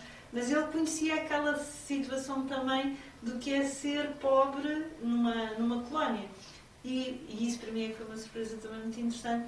O Vejam Bem, do Zeca Afonso, foi composto pelo Zeca Afonso para esta curta-metragem, porque na altura o Zeca Afonso era professor de filosofia do Liceu da Beira. Exato. E, entretanto, depois da independência, o Zé Cardoso era das poucas pessoas que sabia mexer em câmaras e foi convidado pela Frelimo para criar a delegação do Instituto de Cinema na Beira e criou um cinema ambulante que andou durante 2 anos a mostrar cinema a pessoas que nunca tinham visto cinema. Estamos a falar dos chamados nativos, não é? Dos indígenas, e que começaram a ver também os filmes da Ordem da Frelimo, não é? Porque depois já as coisas repetem-se, a história repete-se. E ele, pronto, a dada altura faz um filme que eu acho muito interessante, que é O Canto do Meu Irmão Ajuda-me a Cantar, sobre o primeiro Festival de Música e Dança Tradicional, e posteriormente O Vento Sopra do Norte, que é um filme muito interessante. E os filmes dele são filmes muito diferentes dos filmes que foram feitos em geral num registro propagandista em Moçambique. Mas pronto, aqui já estou a contar outra história, mas é porque a história do cinema está cheia destas histórias e efetivamente há uma tentação de ver as coisas de uma maneira monolítica e demonizar também certas coisas, e eu, por exemplo, gosto muito da história que abarca os indivíduos, que olha para os indivíduos, para as pessoas um bocado como tu fazes no 48, quando a dada altura decides filmar e ouvir, filmas as fotografias e ouves os testemunhos daqueles homens e daquelas mulheres que são de algum modo os tais vencidos de que o Walter Benjamin falava. Sim. Que era preciso escutar, não é? Temos sempre a história dos vencedores, e os vencedores são sempre aquelas figuras que têm uma notoriedade, seja o Mário Soares, o próprio Álvaro Cunhal, não é? E não havia esta dimensão de dar voz às camponesas ou às pessoas que, a um outro nível, faziam a resistência política e que davam realmente o corpo ao manifesto. Ou mesmo a história da luz obscura também, a história da Albina presa com a criança, não é? Da fotografia é uma coisa muito Não é muito vulgar, não é? Ver fotografias das presas com as crianças, não é? Tanto quanto eu saiba, é a única, mas como nos arquivos se descobrem sempre coisas novas, mas é a única. Depois há crianças com as famílias nos pátios, pronto, isso há, mas de cadastro é mesmo uma coisa muito particular. E pronto, Rita. Eu queria só dizer, em relação aos tremores, que é os tremores. Está aqui amplamente representado. Amplamente representado aqui no Aljube, mas que imagino, e sei, não é? Que sobretudo o interior, quem mostra cinema continuam a ser, sobretudo os cineclubes. É impressionante como ainda não demos uns passos na democratização real, efetiva da coisa. Mas estava a pensar que, de certa forma, vou ser um bocado má, se não estamos a viver um período parecido de propaganda através do cinema. Aquilo que se mostra, aquilo que se vê. Ou seja, é claro que o 48, se calhar, quer dizer, olha, há 48 anos, não seria, nem se podia... por exemplo, uma coisa que eu não tinha noção é que mesmo quando a PIDE prendia às escondidas. Não era assim à frente. Eu fiquei muito chocada quando percebi isso. Mas que eles chegavam assim e prendiam as pessoas no meio da rua. Não, era às escondidas. Isso é muito estranho, não é? Ou seja, eu porque eu não vivi, que nem nasci 10 anos depois, não? Ou seja, mesmo a força da ditadura contra a resistência não era uma coisa visível. As pessoas ouviam falar, tinham ideia que aquilo não era lá muito bom quando os apanhavam, que era melhor não dizer muita coisa, que podia ser perigoso, mas não havia não se falava, é tal coisa do espaço público, não é? É assim uma coisa que passa no silêncio. Mas a questão é que eu acho que o 48 vai ser um filme, quer dizer, é como aqueles sucessos que fazem um grande sucesso num mês e depois nunca mais ninguém vai ver. E eu acho que o 48 é um filme que vai ser muito visto e espero durante muito tempo e que sei lá, que é um filme importante para os adolescentes que não estudam praticamente o 25 de Abril nem a ditadura, portanto, ao menos que vejam um filme. Mas, ou seja, mas isso aconteceu à Susana, como acontece a muitos outros filmes. E, portanto, eu sinto que mesmo assim, quer dizer, é ridículo nós estarmos numa luta pelo cinema, para fazer cinema em Portugal hoje, e hoje quase pior, é porque agora mesmo de uma maneira mais grave e com riscos maiores, não é? É mesmo verdade isto, porque estamos assim num período de reflexão, de reestruturação daquilo que deve ser o cinema e, portanto, o que parece é que vai ser assim um cinema do género de propaganda de uma coisa que se considera que é que deve ser e não aquilo que é a liberdade artística e do pensamento e da maneira de fazer e portanto, já estamos a ir assim para uma coisa um bocado parecida, se pensarmos bem, não é? Eu acho que aquilo que tu também estás a falar um bocadinho, hoje em dia está-se...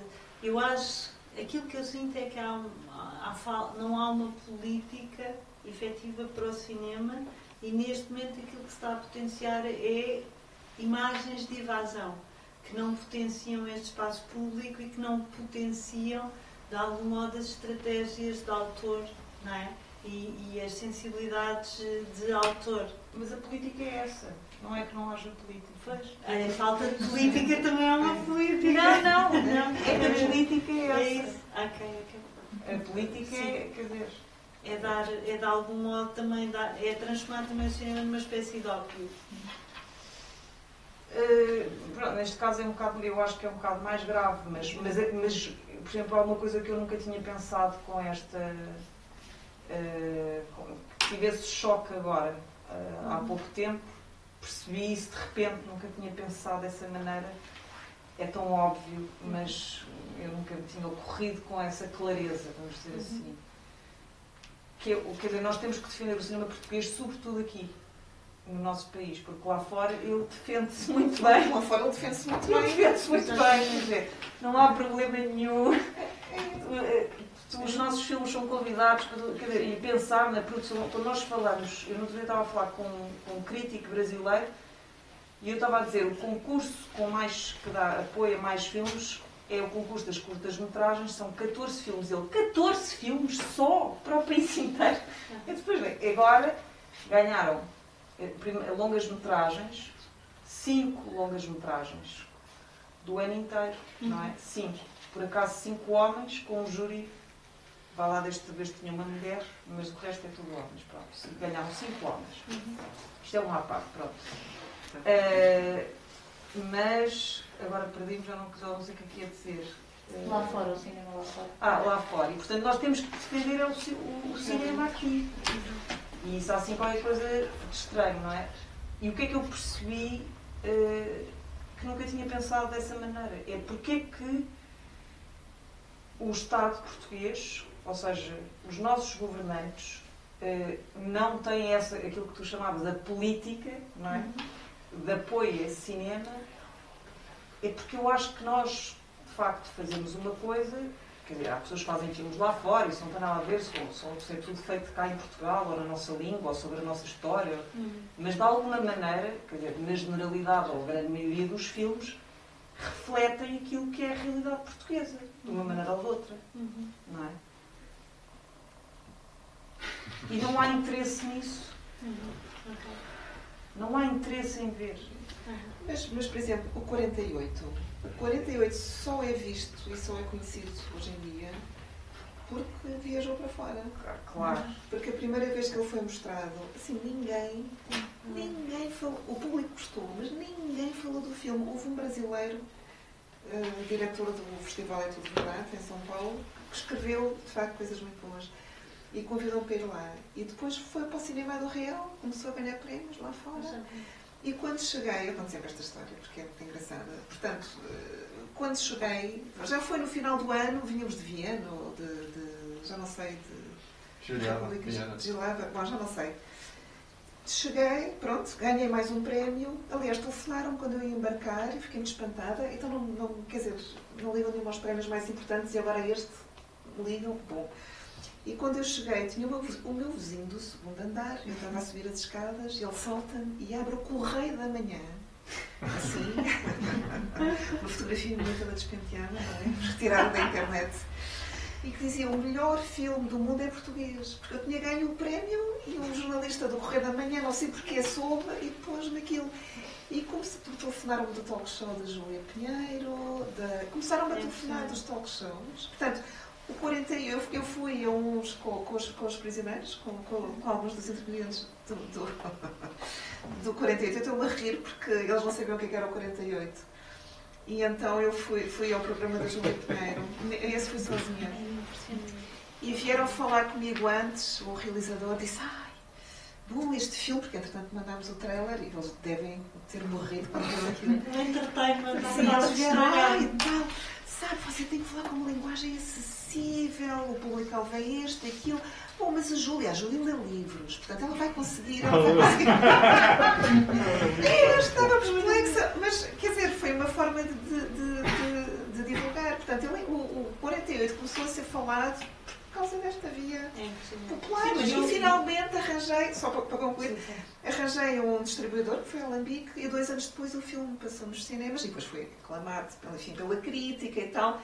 Mas entrou por via popular, quer dizer, e porque tinha prémios lá fora. E entretanto, no estrangeiro, eu ia participar em conferências e tinha pessoas a trabalhar, por exemplo, desaparecimento, a morte na Argentina ou em países sul-americanos a partir do dispositivo do 48. Tinha uma série de académicos em todo o mundo a comentar, muitas vezes, como trabalhar a imagem do horror e de países que tinham tido regimes de terror e concentracionários a partir do trabalho que a Susana tinha feito e da reflexão que ela tinha feito.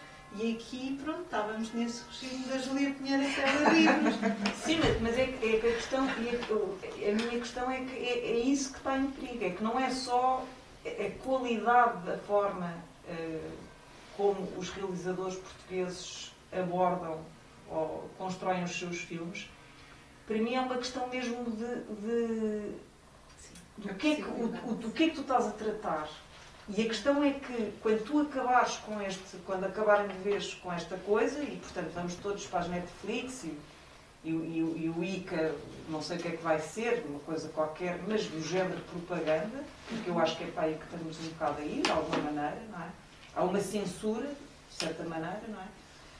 E portanto tu quando acabas com isto perguntas, então, mas podemos fazer filmes com o arquivo ou a pensar o que é que foi determinadas questões da nossa história, da nossa sociedade, ou com um determinado grupo social, percebes? É isso que está em risco. E eu acho que para além, desculpa então interromper, eu acho que existe esta consciência, uma consciência ainda muito relativa, não é? Porque já para falar de cinema português, nós estamos a falar, em geral as pessoas não vão ao cinema para ver cinema português. E, portanto, para ter consciência da limitação de direitos é preciso perceber a importância de os ter. E a primeira vez que vi A Natureza Morta foi aqui em fevereiro, numa sessão que o Museu da Aljuba organizou com vários filmes da Susana Sousa Dias, e estavam uma ou duas turmas do ensino secundário, e de facto, para percebermos a importância da cultura numa sociedade democrática, é preciso ter acesso à cultura e é preciso ter uma política de fruição cultural. Porque, caso contrário, corremos o risco das discussões em torno desta questão do cinema e de outras artes serem sempre discussões em que, se tivermos que ter as pessoas a defender e a lutar por isso, são sempre coisas muito fechadas, não é?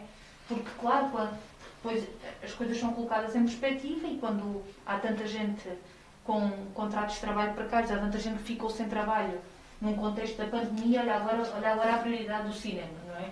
Porque também existe este caldo de cultura que vem muito atrás de percebermos que a cultura e a importância da cultura numa sociedade democrática é essencial, como é a saúde, como é a educação, como são outros direitos. E às vezes isso, como não é infelizmente uma consciência completamente generalizada por parte das pessoas, não o é ainda, alguns grupos sociais têm muita consciência disso, mas a importância destas batalhas, porque também são hoje das resistências de hoje, são batalhas que têm que ser alargadas a mais pessoas e por isso é que também algumas discussões, a forma de apresentar cinema e poder discutir isso com a participação das pessoas para usufruir dos direitos. E é essencial para despertar consciências, para levantar questões, para suscitar... Porque há coisas que para nós são completamente adquiridas e muito claras, para a maior parte das pessoas não é. Mesmo quando muita gente... A questão... Falávamos há pouco sobre algumas coisas, a simbologia dos escravos, figuras essenciais da história da resistência, que para nós são essenciais. Há muitas pessoas de gerações diferentes. A Sara tem experiência de fazer visitas aqui no museu e isso é uma coisa muito importante, não apenas do jovem, que não têm consciência de dimensões fundamentais da história da ditadura e dos impactos que isso tem até aos dias de hoje. Não têm, mesmo gerações, como vocês diziam, que não tinham noção, que iam para o cinema, viam um filme de propaganda e não tinham efetivamente essa consciência, noção do que é que significa viver num regime de opressão e o que é que isso boicota e condiciona as nossas liberdades e o nosso direito. Eu dou aulas numa universidade, então, por exemplo, este ano estou a dar aulas a uma turma de doutoramento e a maior parte dos meus alunos, alguns deles até são estrelas do jornalismo, tipo a Joana Gurjão Henriques, e não é o caso da Joana, mas em relação a muitas dessas pessoas, eu tenho a noção que mesmo eles têm porque frequentaram o ensino que temos disponível, e eu quero dizer que Eu sempre andei na escola pública e frequentei uma universidade fantástica, andei numa escola primária incrível e sou absolutamente defensora da educação pública em Portugal e também da saúde pública em Portugal, mas há também às vezes os conteúdos programáticos da escola portuguesa são muito responsáveis, há muita coisa que ainda é ensinada segundo a cartilha do Estado Novo e é preciso termos essa noção. E muitas das vezes eu sinto isso mesmo ao nível da linguagem. A linguagem que as pessoas usam muitas das vezes está profundamente socializada, colonizada, está determinada por um pensamento acrítico. E isto também tem a ver com o facto de nós continuarmos a ter, sobretudo na escola, em que nós não damos às crianças e aos jovens as ferramentas para elas terem pensamento crítico e lhes darmos muitas vezes uma informação, pseudo-informação determinada e que muitas das vezes, em termos do Ministério da Educação, tem muito que se lhe diga. E há estudos sobre os conteúdos programáticos em Portugal e muitas das coisas que eram ensinadas durante o Estado Novo persistem, não é? E, portanto, há muitas esferas, há muitas dimensões do nosso espaço público que ainda funcionam mal, porque também a escola, que tem um papel absolutamente fundamental, ainda está, de algum modo, por democratizar, em termos de conteúdos e de pensamento, por criticar e, sobretudo, é esta questão do pensamento crítico, que não é fomentado, efetivamente. O Zé Carlos, da altura, dava aulas e trocávamos duas impressões sobre isso.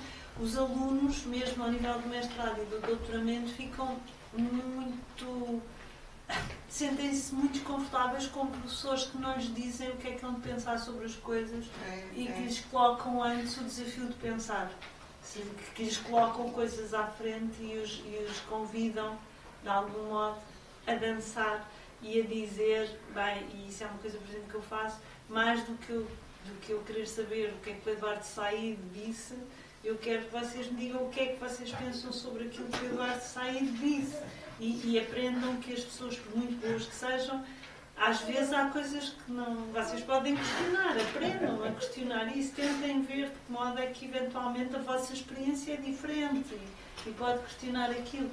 Mas efetivamente eu acho que isso é também um dos déficits que nós ainda temos. E pronto, há muitas áreas para descolonizar e democratizar. Essa é uma das grandes heranças do salazarismo, efetivamente. E como professores tropeça-se permanentemente e é isso. Aos níveis mais das pós-graduações. Porque talvez também ainda haja muitos professores que, para de algum modo alimentar o seu estatuto, continuam a sim, uma coisa que se vai perpetuando. Não é? Eu, por exemplo, eu tenho um pudor que é, em geral, eu não ensino os meus livros aos meus alunos, não os ponho na bibliografia. Apesar de, pronto, efetivamente eu gostar de ensinar aquilo que eu pesquiso, mas não ponho, em geral, a minha literatura na bibliografia deles precisamente para ver, porque eu acho que inevitavelmente se cria aquele círculo vicioso da professora que é que eu lhe diga aquilo que ela escreveu. E isso é muito... Há uma tentação muito forte em Portugal para isso, para as pessoas dizerem ao professor eventualmente aquilo que acham que o professor quer que elas digam, de algum modo, não é?